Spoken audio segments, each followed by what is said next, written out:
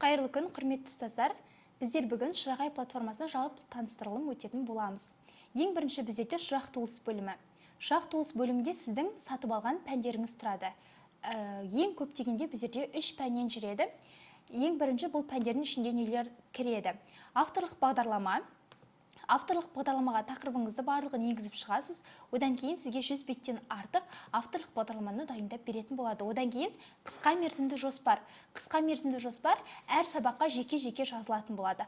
Сабағыңыздың мақсатын, теориясын барлығын жазып шықсаңыз, сізге толық әрі нақты қымжыны дайындап беруге мүмкіндігі бар. Одан кейін біздерде шығармашылық тапсырма, одан кейін БЖБ, ТЖБ-ларды жазып алуға болады. Осы жерлерден мәтініңізді, тақырыбыңызды барлығын жазып алсаңыз, одан кейін сізге БЖБ, ТЖБ жазып береді.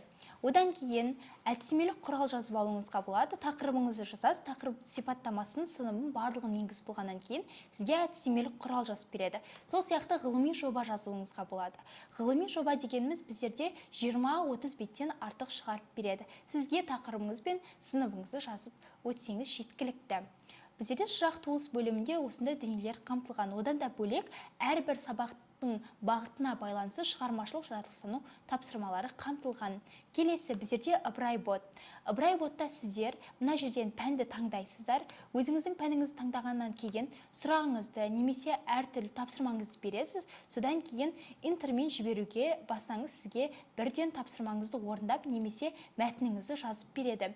Одан кейін сіздің тақырыбыңызға байланысты сұрақ жауабын алғаннан кейін мына жердегі сохранить басқармасын бассаңыз Word түрінде сізге сақтап беретін болады. Осы секілді көптеген мүмкіндіктері бар ыбырай-боттың, және де фото документтеріңізді түсіріп салуыңызға болады. Келесі курстар бөлімі. Курстар бөлімінде барлық сабақтар бойынша теориялық мәліметтер қамтылған. Бұнда арнайы мамандар сабақ бойынша тапсырмалар мен тақырыптарды түсіндіріп өтеді. Одан кейін біздерде презентация бөлімі. Сіз презентацияның санын, сыныбын, тақырыбын жазсаңыз, сізге 7 беттен артық презентация жасап бере алатын болады. Одан кейін ойындар бөлімі. Ойындар бөлімінде барлық сабақтан ойындар қамтылған. Сізге тек іздеумен ойынның атын жазып іздесеңіз жеткілікті.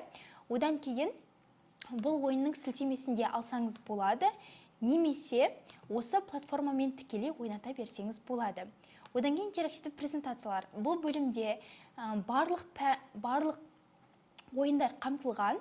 Сол секілді офлайн ойындарды өзіңіздің сабағыңызда қолдансаңыз болады. Бұл офлайн ойындар интернет жоқ жерде сабағыңызды қызықты өткізуге үлкен септігін тигізеді.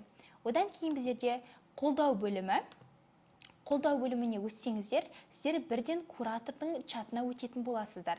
Сол бойынша Шырақ тапқырдан өзіңіздің кез келген сұрағыңызды сұрасаңыз, Шырақ тапқыр бойынша куратордан сұрасаңыз, сізге жауап береді.